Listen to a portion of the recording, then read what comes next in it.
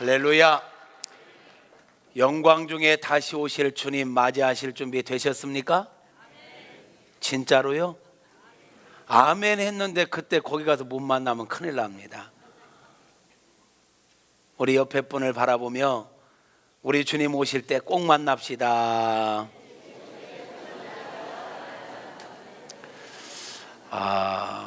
큰일 났네요. 많은 분들이 꼭 그 자리에서 만나기 싫은 것 같아. 이 땅에서 우리가 신앙생활을 아무리 잘해도 우리 주님 오시는 그날에 저와 여러분이 그 자리에 참여하지 못하면 꽝입니다. 뭐라고요? 어떻게 그렇게 잘 따라서 하세요? 우리 신앙생활 꽝 되는 신앙생활 되면 안 됩니다. 할렐루야. 주님 맞이할 준비 잘 하십시다. 저는 계속해서 마음의 쓴뿌리를 제거하라 라는 제목으로 하나님의 말씀을 나누고 있습니다. 오늘 네 번째 시간입니다. 따라서 합시다. 마음의 쓴뿌리를 제거하자. 마음의 쓴뿌리를 제거하자.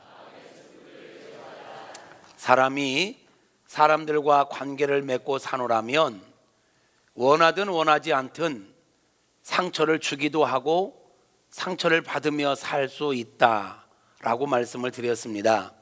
문제는 그때 받은 상처를 우리가 어떻게 처리하느냐에 따라서 그 상처가 쓴뿌리가 되기도 하고 또는 그 상처가 전화위복의 기회도 될 수 있다라는 것입니다. 우리가 받는 상처를 잘 처리하지 않으면 그 상처들이 우리 안에 쓴뿌리가 되어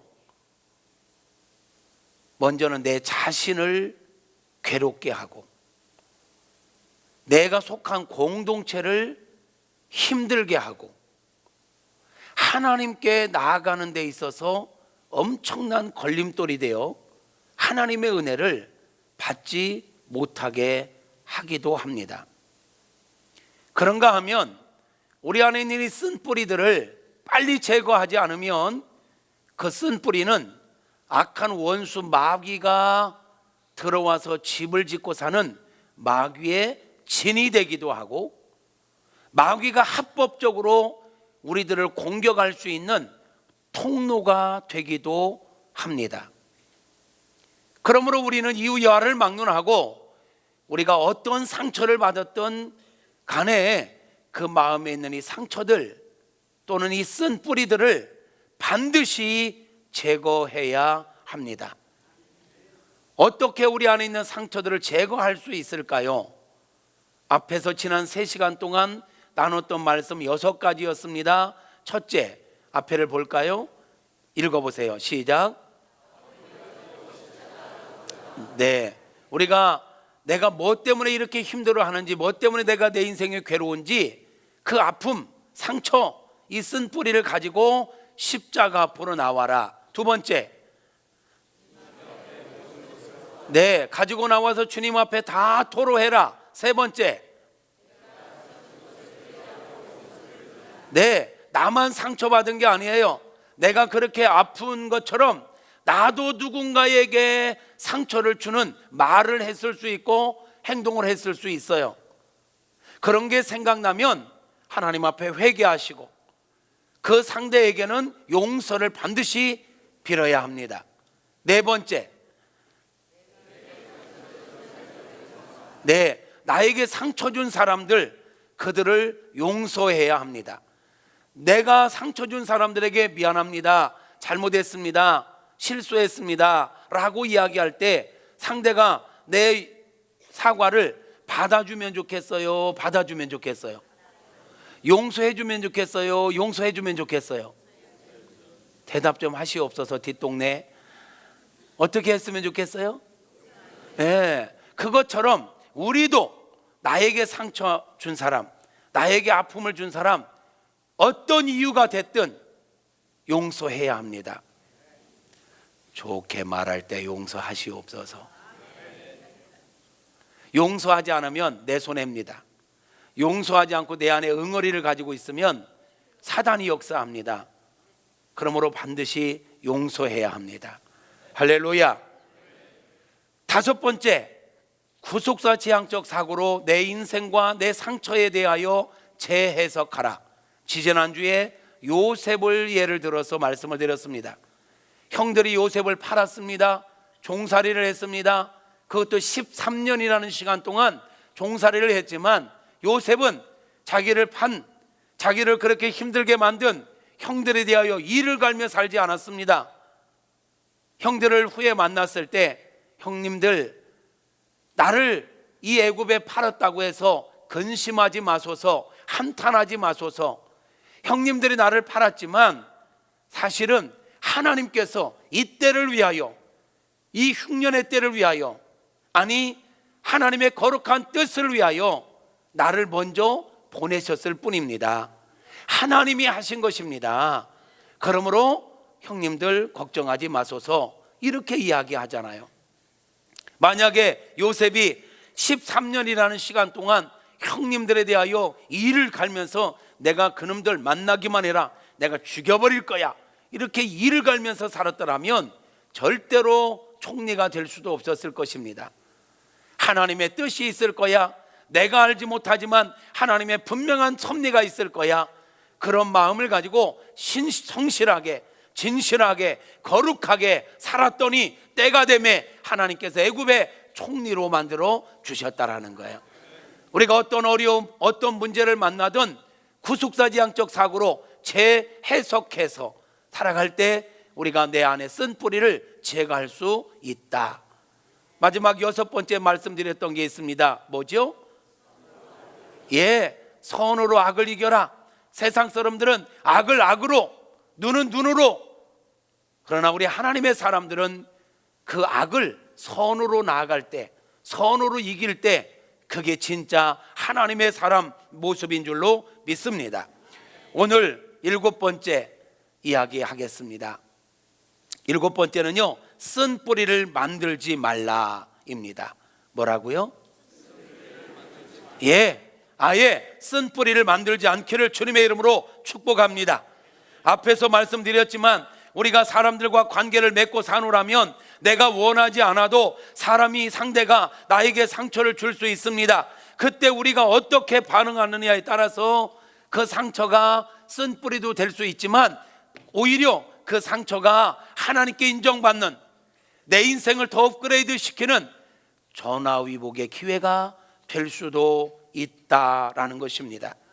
저는 개인적으로 성경에서 수많은 인물들이 소개되고 있는데 그 중에 한 사람만, 내면이 건강한 사람, 속 사람이 건강한 사람 한 사람만 뽑아서 추천해 보라고 한다면 기쁨으로 추천하고 싶은 분이 있어요.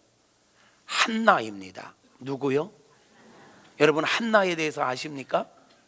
한나라는 여인이 있었습니다.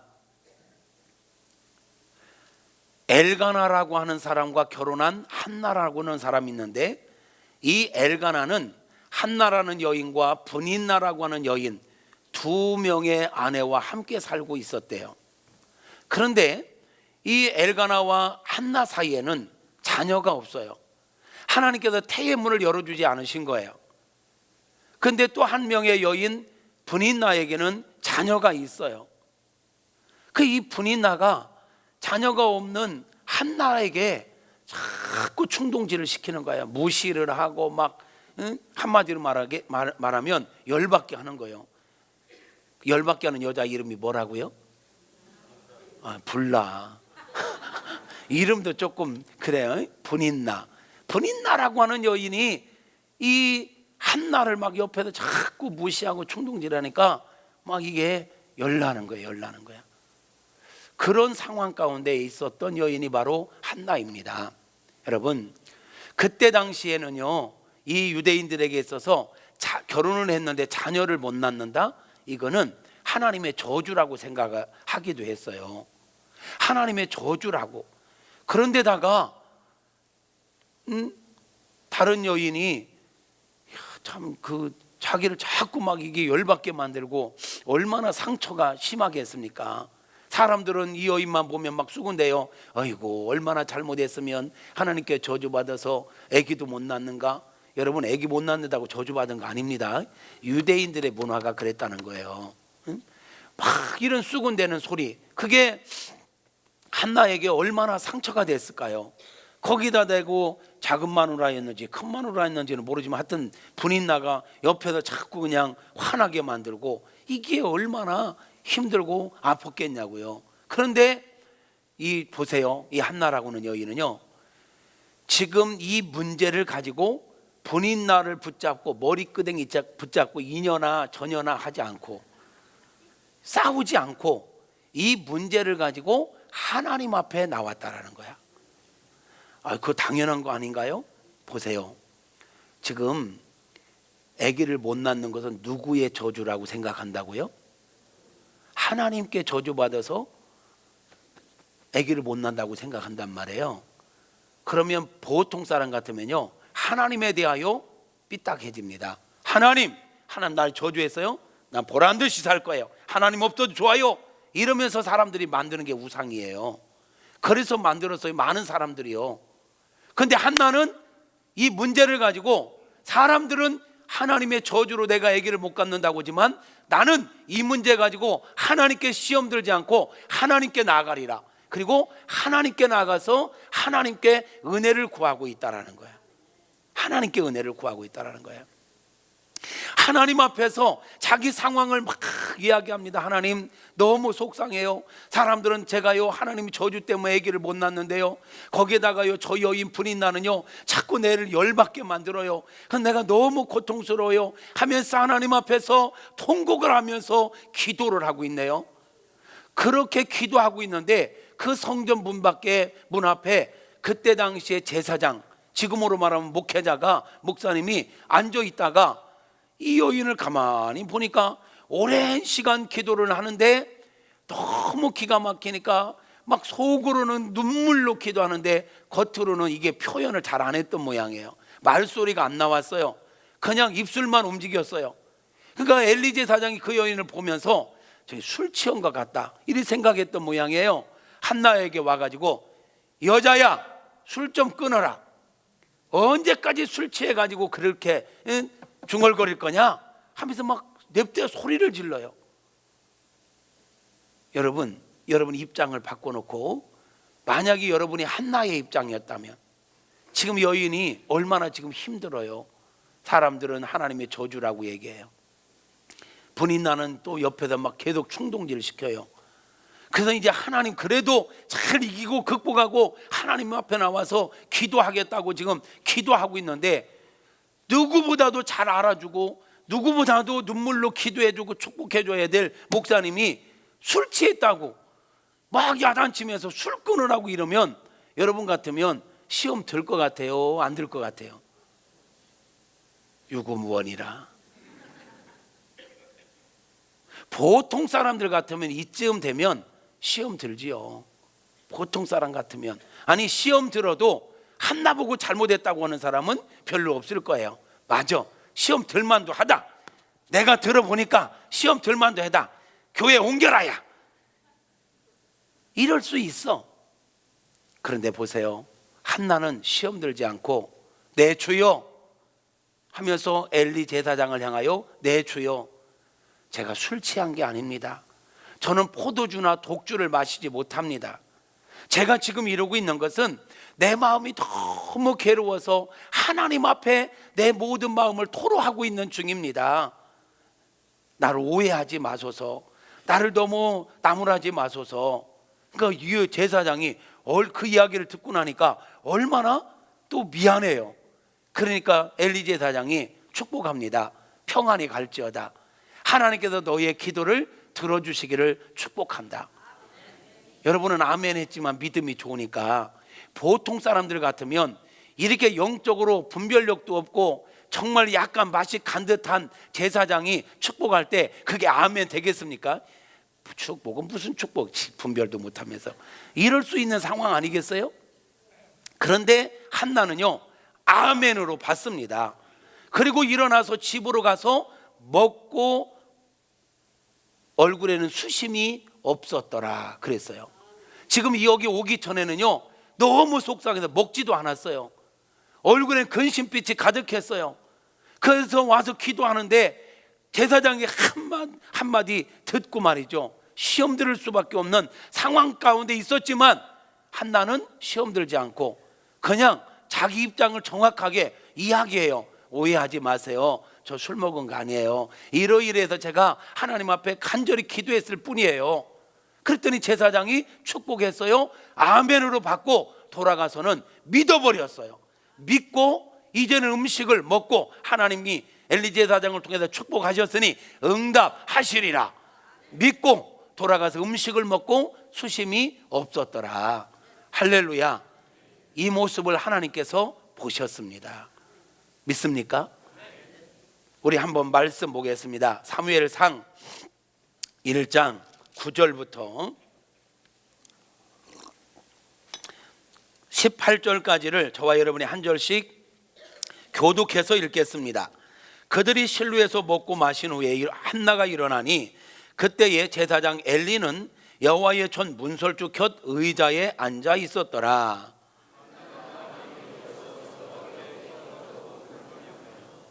서원하여 이르되 만군의 여호와여, 만일 주의 여종의 고통을 돌보시고 나를 기억하사 주의 여종을 잊지 아니하시고 주의 여종에게 아들을 주시면 내가 그의 평생에 그를 여호와께 드리고 삭도를 그의 머리에 대지 아니하겠나이다.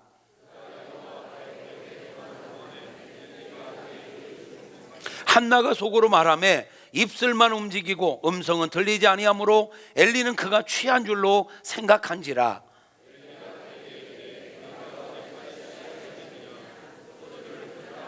한나가 대답하여 이르되 내 주여 그렇지 아니하니이다. 나는 마음이 슬픈 여자라. 포도주나 독주를 마신 것이 아니요 여호와 앞에 내 심정을 통한 것뿐이오니.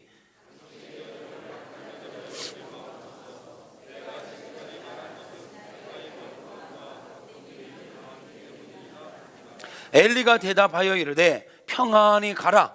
이스라엘의 하나님이 내가 기도하여 구한 것을 허락하시기를 원하노라 하니 이르되 당신의 여종이 당신께 은혜 입기를 원하나이다 하고 가서 먹고 얼굴에 다시는 근심빛이 없었더라. 아멘.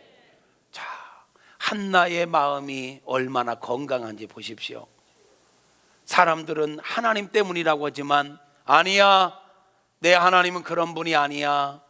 하나님을 신뢰함으로 그 문제를 가지고 하나님께 나가는 여인, 옆에서 분인나가 그렇게 격동시키지만 그 여인을 붙잡고 싸우지 아니하고 그 문제를 가지고 하나님께 나가서 하나님 앞에서 문제를 풀어가는 여인, 하나님 앞에서 너무너무 안타까운 마음으로 슬픈 마음으로 기도하고 있는데 그것도 이해해 주지 못하고 목회자라고는 자가 술 취했다고 야단을 치면서 술을 끊으라고 이렇게 야단치는 이런 상황 가운데서 보통 여인들 같으면 시험 들고 엘리 제사장이 어쩌면 나 술 안 취했어요, 냄새 맡아볼래요? 이러고 와서 막 입김을 내 부르면서 항변할 수 있는 이런 상황 속에서 내 주여, 엘리 제사장을 향하여 내 주여 그렇지 아니하나이다. 내가 술 먹은 게 아닙니다. 내가 술 취한 게 아닙니다. 나는 슬픈 여자라. 이러이러해서 하나님 앞에 내 마음을 지금 쏟아놓고 있었을 뿐입니다. 자기 입장을 정상적인 말로 설명하고 오해를 풀어가는 훌륭한 여인, 너무 아름답지 않나요? 그런데 그런 제사장이 자기를 축복할 때 그것을 또 믿음으로 받는 여인, 여러분 이렇게 우리가 행하면 하나님께서 그 여인을 책임지십니다. 하나님께서 그런 자를 책임져 주시는 줄로 믿습니다. 어쩌면 한나는 엘리를 믿은 게 아니라 엘리를 세우신 하나님을 믿은 거예요. 아멘입니까? 한나가 18절에 보면 당신의 여종이 당신께 은혜를 입기를 원하나이다. 아니, 이런 상황에서 엘리 제사장을 이렇게 신뢰하고 그에게 이렇게 표현할 수 있다는 거 정말 대단하지 않나요? 내 주여, 내가 당신 내 주님께 주께 은혜를 당신께 은혜를 입기를 원하나이다 하고 가서 먹고 얼굴에 다시는 근심빛이 없었더라. 그랬더니 19절 이하에 보니까 그들이 아침 일찍 일어나 여호와 앞에 경배하고 돌아가 라마의 자기 집에 이르니라. 엘가나가 그의 아내와 한나와 동침함에 여호와께서 그를 생각하신지라. 여러분, 우리가 어떤 상황 가운데서든지 믿음으로 반응하면 하나님은 우리를 기억하시는 줄로 믿습니다. 하나님 우리를 생각해 주시는 줄로 믿습니다. 하나님께서 생각해 주시면 문제는 해결되는 것입니다. 하나님께 인정받을 수 있기를 바랍니다. 여러분, 상황을 바꿔서 한나가 분인나가 막 격동시킬 때 분인나 머리끄댕이 잡고 이년아 저년아 하면서 싸웠으면 문제 해결되겠습니까? 안 됩니다. 제사장이 오해해서 왜 술 취해서 이러느냐 하고 막 야단칠 때 제사장을 붙잡고 막 또 대들고 삐지고 싸워버렸다면 문제 해결되겠습니까? 안 됩니다. 엘리 제사장이 축복하지만 그것을 아이고 너 같은 인간이 축복한다고 되겠냐? 안 해, 안 믿어 하고 안 믿어버렸다면 문제가 해결되겠습니까? 아닙니다. 믿음으로 반응했더니 이 모든 게 상처로 머물지 않고 쓴뿌리가 되지 않고 전화위복의 기회가 되었더라. 하나님께서 이를 보실 때 야, 너 정말 멋있다. 야, 진짜 믿음의 사람이다. 하나님께 그의 믿음이 인정받게 되는 결정적인 상황들이었던 것입니다. 바로 저와 여러분이 한나와 같은 믿음의 모습이 있게 되어지기를 주님의 이름으로 축복합니다. 그 한나가 남편과 동침함에 하나님께서 그에게 임신하게 20절 같이 읽어볼까요? 한나가 임신하고 때가 이름에 아들을 낳아 사무엘이라 이름하였으니 내가 여호와께 그를 구하였다 함이더라. 사무엘을 낳았어요. 사무엘이 누굽니까? 이 영적 사사시대, 이 영적 암흑기에 마지막 사사로 신앙을 회복시키는 위대한 인물 사무엘이 바로 이 속에서 태어난 거예요.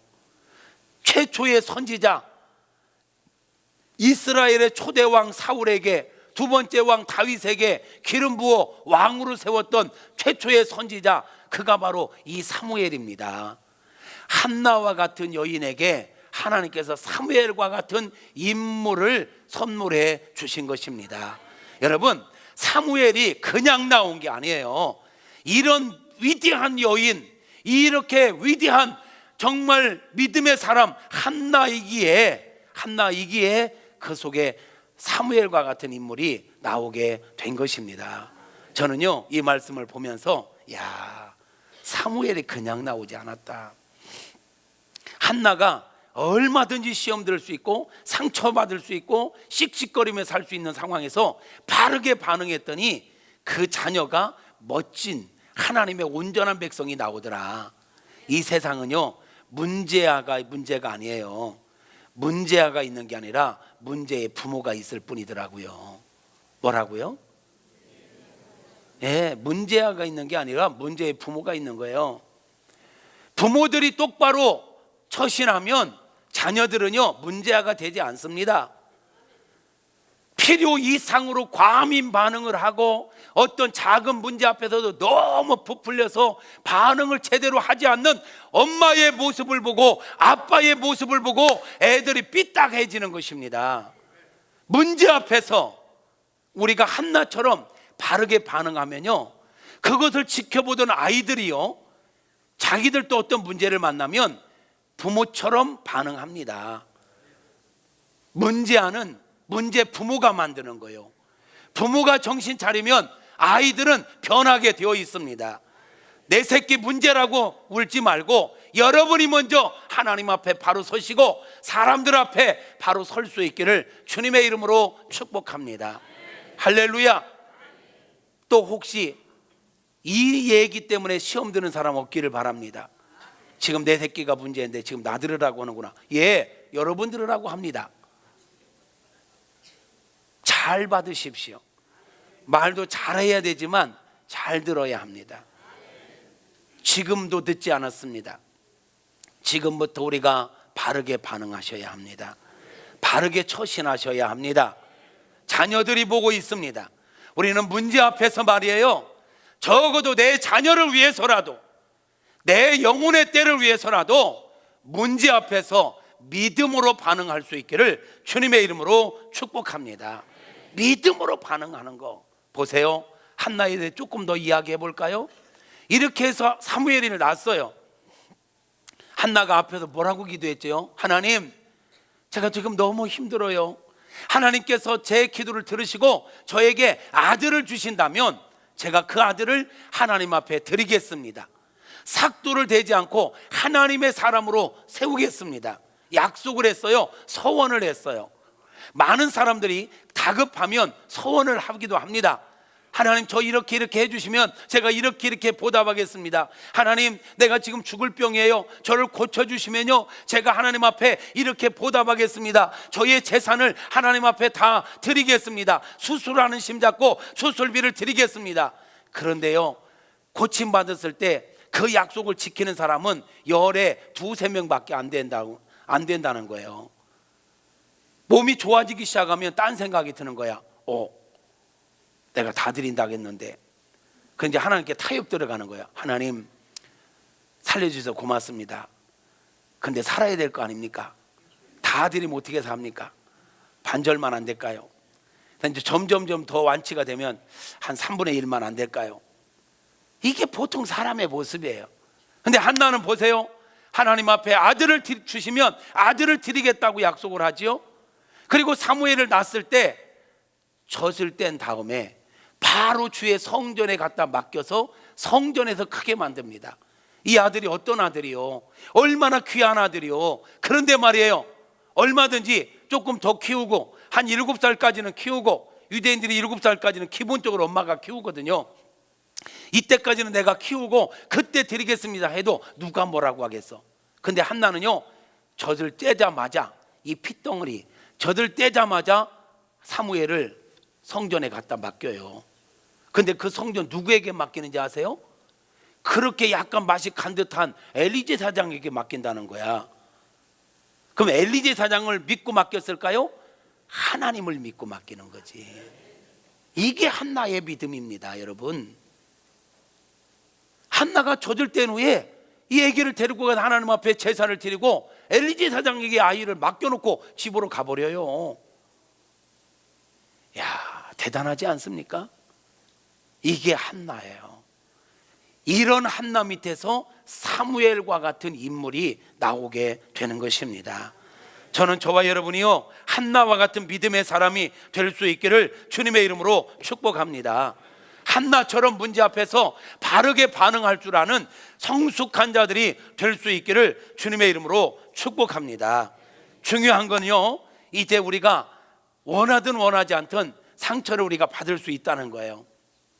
이렇게 상처를 받을 때 이거를 쓴뿌리로 만들지 말고 전화위복의 기회로 만들어가기 위해서 우리가 어떻게 해야 될까? 몇 가지 좀 소개하려고 합니다. 첫째는요, 문제 만나기 전에 평상시에 여러분의 속사람을 강건하게 하시옵소서. 뭐라고요? 평상시에 속사람을 강건하게 관리하라. 문제가 딱 만나면, 문제를 만나면 감정 관리하기가 쉽지 않습니다. 그러므로 우리는 문제 없을 때 평상시에 내 내면을 잘 다듬어야 됩니다. 내면을 잘 관리해야 됩니다. 내가 이런 일이 있을 때 내가 이렇게 가져야지 하면서 내면, 내 속 사람을 건강하게 만들어야 됩니다. 두 번째는요, 여러분 자존감을 높여야 합니다. 무엇을 높이자고요? 여러분 자존감을 높이시기를 바랍니다. 여러분은 사랑받고 있습니다. 여러분은 사랑받기 위해 태어난 사람입니다. 여러분은 지금도 그 사랑 받고 있습니다.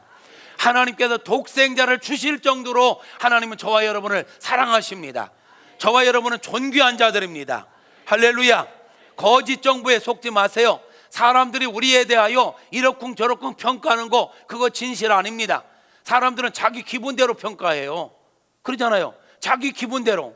세상 사람들은 자기 기준을 가지고 뚱뚱하다, 키가 크다, 작다, 배웠다, 못 배웠다, 가졌다, 못 가졌다, 이런 것들 가지고 우리를 평가하는데 그거는 진정한 평가의 기준이 될 수 없습니다. 성경은 우리를 이렇게 평가합니다. 하나님은 우리를 사랑하신다. 보배롭고 존귀한 자다. 온 천하보다 귀한 자다. 내가 배웠든 못 배웠든, 가졌든 못 가졌든, 내가 어떤 상황 가운데 있든 하나님에게 있어서는 저는, 여러분은 최고의 걸작품입니다. 할렐루야. 그걸 믿으시기를 축복합니다. 여러분, 우리가 상처받는 걸 보면요, 내가 약자라고 생각하기 때문에 상처를 받아요. 내가 약자라고 생각하기 때문에. 절대 여러분이 약자라고 생각하지 마세요. 여러분이 꿀릴 게 뭐 있어? 여러분이 부족할 게 뭐 있어? 하나님 아버지가 내 아버지시고 그분이 나를 사랑하시는데, 독생자를 주면서까지 사랑하셨는데, 할렐루야. 절대로 약자라는 의식을 갖지 마세요. 여러분은 강자입니다. 여러분은 큰 자입니다. 여러분 모두가 큰 자 의식을 가지십시오. 어떤 사람이 큰 사람입니까? 키가 큰 사람이 큰 사람이죠. 부자가 큰 사람입니까? 나이가 많다고 큰 사람입니까? 직분을 많이 받았다고 큰 사람입니까? 그럴 수도 있지만 저는 그렇게 생각하지 않습니다. 마음이 큰 사람이 큰 사람입니다. 마음이 큰 사람, 나이가 많고 어린아이와 많은 사람과 어린아이가 있는데 둘이 싸워. 똑같이 싸워. 누가 큰 사람일까? 양보하는 사람이 큰 사람입니다. 이해하는 사람이 큰 사람입니다. 직분이 높다는 게 좀 그런데, 하여튼 직분을 여러 개 받았고 이제 초신자 싸워. 어떤 사람이 어른입니까? 나이가 많다고요? 직분이 많다고요? 아니요. 용납하는 사람, 아멘 하시옵소서. 이해하는 사람, 먼저 손 내미는 사람, 마음이 큰 사람, 그 사람이 큰 사람입니다. 그 사람이 어른입니다. 우리는 그런 사람이 될 수 있기를 주님의 이름으로 축복합니다. 내 스스로가 나는 약자야 이렇게 생각하고 있으면 어떤 사람의 말 한마디에, 어떤 표정 하나에 기죽게 되고 상처받게 되는 거예요. 절대로 약자라고 생각하지 마십시오. 아멘. 세 번째로 어떻게 해야 될까? 구속사 지향적 사고로 무장해라. 어떻게 해야 상처를 받아도 쓴뿌리로 만들지 않고 잘 처리할 수 있을까? 구속사 지향적 사고로 무장하라. 하나님의 구속사적인 관점으로 무장하라는 거예요. 지지난주에 말씀 요셉이 이야기했잖아요. 요셉이 형들에게 팔렸지만, 형님들 나를 팔았다고 해서 근심하거나 한탄하지 마소서. 형님들이 팔았지만 하나님이 하신 일입니다. 이거 이 때를 위하여, 하나님의 뜻을 이루기 위하여 하나님이 나를 먼저 보내셨을 뿐입니다. 하나님의 관점에서 이것을 해석해요. 또 다른 사람 한 명 소개해 볼까요? 다윗. 여러분 사무엘하 16장에 가면 다윗의 아들 압살롬이 아버지를 향하여 쿠데타를 일으킵니다. 이 급살맞을 놈이, 압살롬이 아버지를 죽이겠다고 아버지를 향하여 쫓아오니까 아버지가 차마 아들하고 싸울 수는 없잖아요. 그래서 예루살렘 성을 내주고 맨발로 그냥 도망합니다. 그 상황이 얼마나 비참해요. 아들에게 쫓기는 신세 말이에요. 그런데 그때 말이에요, 이 다윗의 친족이었던 사람 가운데 시므이라고는 사람이 있어. 누구요? 시므이라고는 사람이 다윗 일행이 쫓겨가는데 쫓아오면서 돌을 집어 던지면서 다윗을 저주해. 지금 왕이에요 다윗이. 그런데 상황이 조금 어렵다고 해가지고 다윗을 저주하는 거예요. 저 다윗을 막 향하여 저주하면서 별 소리를 다 하고 막 먼지를 날리고 난리를 펴요. 그러니까 옆에 있던 이 다윗의 그 장관들이 말이에요, 왕이시여 명령만 하시옵소서. 내가 저 개 같은 자, 제 얘기 아닙니다. 성경에 그랬습니다. 저 개 같은 자를 죽여버리겠습니다. 감히 왕에게 지금 저거 죽여야 합니다. 그때 다윗이 뭐라고 하는 줄 아세요? 가만두어라. 혹시 하나님께서 그를 통하여 나에게 말씀하시는지도 모른다.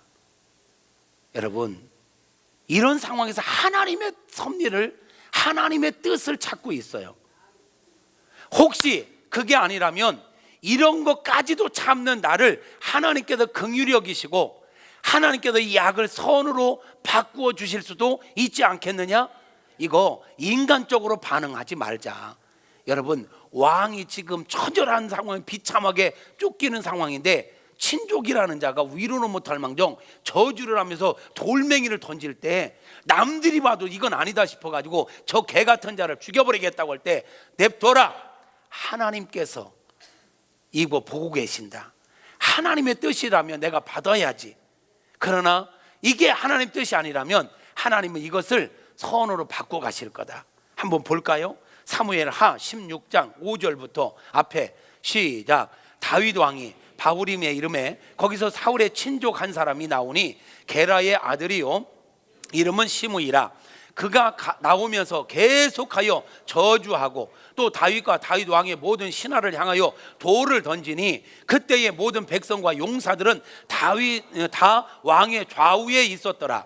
시므이가 저주하는 가운데 이와 같이 말하니라. 피를 흘린 자여, 사악한 자여, 가거라 가거라. 사울의 족속의 피를, 모든 피를 여호와께서 내게로 돌리셨도다. 그를 이어서 네가 왕이 되었으나 여호와께서 나라를 내 아들 압살롬의 손에 넘기셨도다. 보라, 너는 피를 흘린 자이므로 화를 자초하였느니라 하는지라. 스루야의 아들 아비새가 왕께 여짜오되 이 죽은 개가 어찌 내 주 왕을 저주하리까? 청하건대 내가 건너가서 그의 머리를 베게 하소서 하니 왕이 이르되 스루야의 아들들아, 내가 너희와 무슨 상관이 있느냐? 그가 저주하는 것은 여호와께서 그에게 다윗을 저주하라 하심이니 내가 어찌 그리하였느냐? 할 자가 누구겠느냐 하고 또 다윗이 아비새와 모든 신하들에게 이르되 내 몸에서 난 아들도 내 생명을 해하려 하거든. 하물며 이 베냐민 사람이랴. 여호와께서 그에게 명령하신 것이니 그가 저주하게 버려두라. 혹시 여호와께서 나의 원통함을 감찰하시리니 오늘 그 저주 때문에 여호와께서 선으로 내게 갚아주시리라 하고 다윗과 그의 추종자들이 길을 갈 때에 시므이는 산비탈로 따라가면서 저주하고 그를 향하여 돌을 던지며 먼지를 날리더라. 자, 이런 상황 가운데서 다윗의 자세를 보잔 말이에요. 이게 믿음의 사람이에요. 여러분에게 누군가가 상처를 주고 다가올 때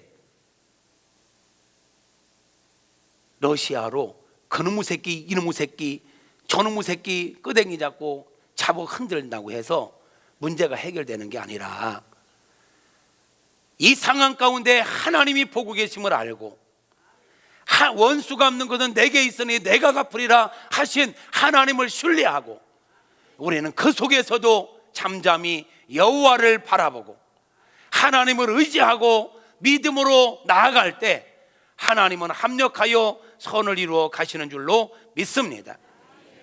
그러므로 우리는 어떤 상처를 쓴 뿌리로 만들지 않고 잘 처리하려면 매사에 구속사 지향적 사고로 무장해 있어야 한다라는 것입니다. 마지막 네 번째로 어떻게 해야 쓴뿌리를 잘 처리할 수 있을까요? 누군가가 상처를 줘도 상처를 받지 마십시오. 상처를 줘도 상처를 받지 마시기를 주님의 이름으로 축복합니다. 부득불 누군가가 악의적으로 나에게 상처 주는 사람 경우도 있지만 대부분은 우리가 인간 관계 속에서 내가 내면을 잘 관리하면, 내 속 사람을 관리하면, 이 구속사 지향적 사고로 잘 무장해 있으면요 어떤 상처도 다 처리할 수 있는 경우가 참 많습니다. 그러므로 여러분, 우리가 어떤 상처를 받는다고 할 때, 인간관계 속에서 상처를 받는다고 할 때 어떤 정말로 피할 수 없는 문제가 있기도 해요. 근데 많은 부분 어떤 사람의 말 한마디 때문에, 또는 어떤 사람의 표정 하나 때문에, 또 어떤 사람은 어떤 행동 때문에 오해를 하고 또는 상처를 받을 수도 있어요. 그러므로 저는 이렇게 제시하고 싶어요. 어떤 말을 들었을 때 어떤 문제를 만났을 때 그 말과 그 문제에 집착하지 마라. 성경은 주야로 묵상할 것은 여호와의 말씀이라고 했지, 문제가 되는 말과 상황을 묵상하라고 말씀하고 있지 않다라는 거예요. 근데 많은 이들이 문제시 되는 문제를 주야로 묵상해. 아주 사명감을 가지고 묵상해. 잠들다가 내가 잘 때가 아니야, 열받아 죽겠는데 자면 돼? 계속 또 묵상해. 그러면 어떻게 돼? 속상해 죽어. 내가 먼저 죽어. 내가 먼저 열받아서. 문제에 집착하지 말고 한 발 떨어지세요. 감정적으로 대응하지 마세요. 문제를 만났을 때, 어떤 말을 들었을 때 감정적으로 반응하지 말라. 어떻게 반응해야 되는가? 기본적으로 사람을 이해하라. 뭐라고요? 사람을 이해하라. 여러분 묻습니다. 여러분을 포함해서, 아니 이 앞에 있는 이행규 목사를 포함해서 우리 모든 사람들은 불완전한가요? 불완전한가요? 예. 그러기 때문에 실수할 수 있습니다. 그러기 때문에 내가 원하는 대로 다 못 해줄 수 있습니다. 그리고 제가 수많은 성도님들을 겪으면서 느끼는 거, 의도적으로 상처를 주려고 하는 경우가 많지 않더라는 거야. 스타일의 차이 때문에, 기질의 차이 때문에, 남녀의 차이 때문에, 성격의 차이 때문에 오는 오해에서 상처를 받는 경우도 많이 있더라는 거예요. 절대적인 거는 아니지만. 여러분 사람마다 다 스타일이 달라요. 성격이 달라요. 기질이 달라요. 기질에 따라서 문제를 대하는, 사람을 대하는 태도가 달라요. 그러면 다른 것을 이해해야 돼요. 그러므로 누군가가 나에게 어떤 말을 했을 때 그걸 감정적으로 받거나 그 말만 가지고 이러면 돼? 이건 아니잖아. 이럴 때는 이렇게 해야 되는 거 아니야? 이건 내가 정한 틀이야. 이렇게 해야 되는 거 아니야? 이렇게 하고 나가면 이건 거의 문제가 됩니다. 근데 한 발짝 물러서서 완전하지 않은 사람이니까 실수할 수도 있지 뭐, 그럴 수도 있지 뭐, 그런가 하면 기질의 차이 때문에 그럴 수도 있지 뭐, 이렇게 이해하기 시작하면 대부분 이해가 됩니다. 자, 사람마다요. 자, 보세요. 어떤 사람은 처음 만나는 사람하고도 아주 잘 친해지는 사람이 있어요. 어떤 사람은 처음 만나는 사람은 친해지는 게 너무너무 어려워하는 사람이 있어요. 여러분도 그렇죠? 둘 중에 하나예요. 어떤 사람은요, 사람을 만나면 아주 살갑게 막 그냥 아이고 잘 지냈어요, 막 손도 잡고 막 안아주기도 하면서 아이고 잘 지냈어요, 반가워요, 아이고 오늘 옷이 너무 화사하네요, 이렇게 살갑게 얘기하지만 지금 여러분처럼 무덤덤하게 반응하는 사람도 있는가 하면, 어떤 사람은 그래요, 그대도 마찬가지예요, 미투 운동하면 안 되고 막 이러면서 이렇게 반응하는 사람도 있단 말이야. 사람마다 이렇게 반응하는 거는 다 틀릴 수 있어요. 그래요. 이게 다 틀리단 말이에요. 근데 살갑게 하는 사람이 상대가 막 하는데 예, 괜찮아요, 이러면 이걸 상처로 받으려고 하면 나 싫은가? 내가 이렇게까지 하는데 나 무시하는 거야? 이러면서 상처받을 수 있어요. 그런데 생각을 조금만 바꾸면 이 사람이 낯가림이 있나 보다, 이 사람 성격이 좀 이런 게 잘 안 되는 모양이다, 이렇게 이해하면 이해할 수 있는 거예요. 그렇죠? 사람을 이해하면요 상처 안 받을 수 있어요. 사람마다요 완벽한 사람이 없습니다. 다 틀리기 때문에. 저희 아내 같은 경우도 사람 낯가림이 심해. 처음 만나는 사람 만나는 게 너무 어려워해. 조금 보면 눈을 못 쳐다보고 이래. 야, 수없이 잔소리했는데 안 되더라고. 여러분은 저희 아내한테 감사해야 돼. 왜? 만약에 저희 아내가 딱딱딱딱 뭘 잘했다, 그럼 제가 여러분을 어떻게 하겠어? 왜 안 되는 거야? 다 죽었어. 근데 제가 여러분을 다 이해할 수 있어. 왜? 안 되는 사람하고 살아보니까 안 되는 건 안 되더라고. 어쩌면 우리 하나님께서 달라도 그렇게 다른 사람을 나를 만나게 했을까? 옛날에는 그것 때문에 불만이 많았는데 그분 때문에 내가 아주 연구의 대상이다. 연구의 대상. 그러면서 내가 우리 성도님들을 이해하게 됐다는 거 아니요? 성도님들을 달라요. 지난주 금요일 날 아침부터 저녁 늦게까지 신방을 했어요. 저녁 먹을 시간 즈음에 조금 시간이 비었어요. 이게 저녁을 먹어야 되나 말아야 되나 먹어야 되나 말아야 되나 하는데 자꾸 여기가 부응되고 있어요. 좀 제가 원래 간식은 잘 안 먹는데 그래도 신방 가면 하나라도 먹으면 10집 가면 10개라도 먹어야 돼. 그러니까 이게 부응되고 있어서 이럴 때 참 굶자 하고는 이제 저녁을 안 먹었어요. 그 틈에 저희 아내가 머리를 하고 왔네. 그 시간 다 돼서 왔어요. 시간 다 돼서 7시에 나가는데 가방 들고 또 나오는데 배고파 막 이랬어요. 뭐 배고프다고 하더니 저한테 묻는 거예요. 배 안 고파요?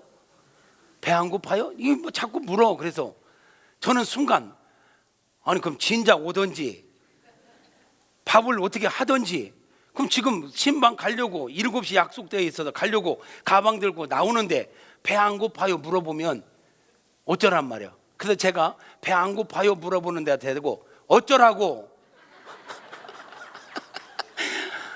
그러니까 남자는 어떤 얘기를 이렇게 하면 그거에 대해서 다는 아니지만 남자들에게 있는 컴플렉스가 있는데 메시아 컴플렉스라고 있어.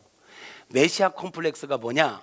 어떤 문제를 보면 남자들은 그걸 자기가 꼭 해결해 줘야 된다라는 뜨거운 사명감이 일어나는 거야. 이게 메시아 컴플렉스라고 하는 거거든. 여자들은 대체적으로 보면 그냥 이야기하고 싶은 거야. 그러잖아요. 힘들다, 뭐다, 좋다 이렇게 얘기하면 그렇다, 좋다 이러면 아무 끝나는 거야.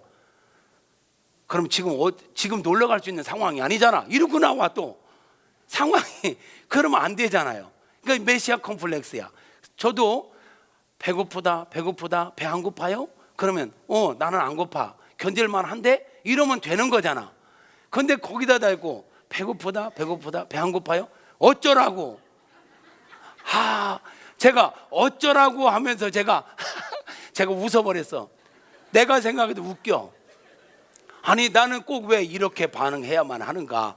수없이 이거 지적받은 건데 왜 이렇게 반응해야만 할까.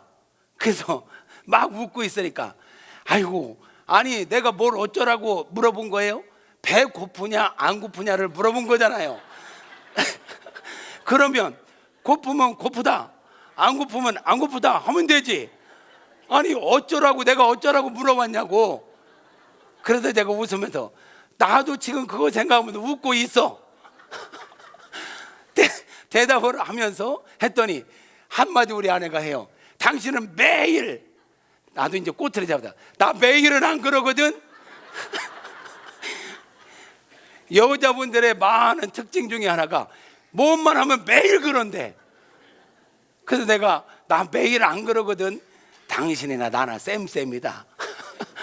이게 남자와 여자의 차이점일 수 있어. 이러면서 웃으면서 이제 신방을 갔는데, 신방하다 보니까 이제 빈속에다가 과일만 먹으니까 속이 쓰리네. 그래가지고 옥주 집에 가다가 옥주 전화해. 옥주야, 라면 있냐 없냐? 있어요. 빨리 물 올려라. 라면 3개 끓여놔. 그래 옥주네 집에 가자마자 내 라면 3개를 막 먹고 그렇게 신방을 했어요. 자 보세요 여러분, 걱정 마세요. 신방 다니면서 밥 다 먹고 다닙니다. 이야기 듣고 또 막 밥 준비하고 이러지 마세요. 자, 상황을 좀 봅시다. 제가 어쩌라고 했을 때 저희 아내가 그 말을 상처로 받았다면, 하여튼 매일 말을 저 따위로 해. 삐져가지고 신방을 가면 신방이 제대로 되겠어요? 삐져 앉아 있는데 제가 설교를 하면 설교 되겠어? 저는 또 그렇게 앉아있으면 그냥 두지 않습니다. 사모님 기도해요.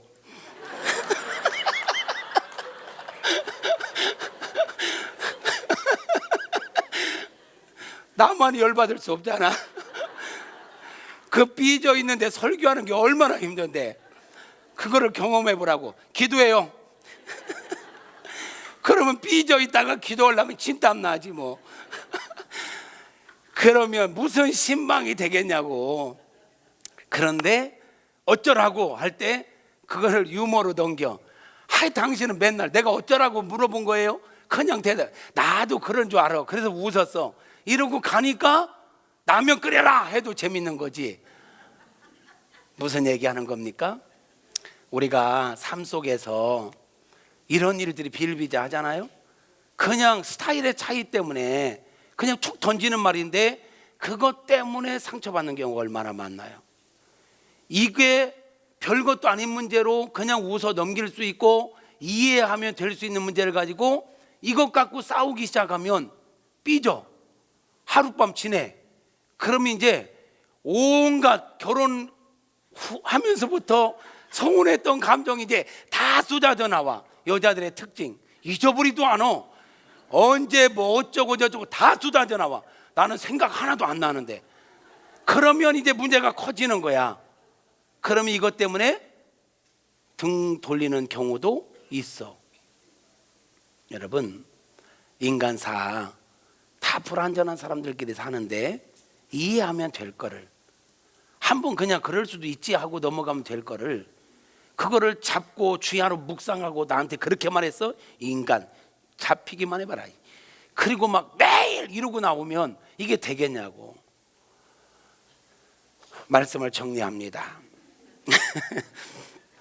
사랑하는 성도 여러분, 우리 말 한마디, 표정 하나에 집착하지 말고 좀 더 큰 마음을 가지고 나갑시다.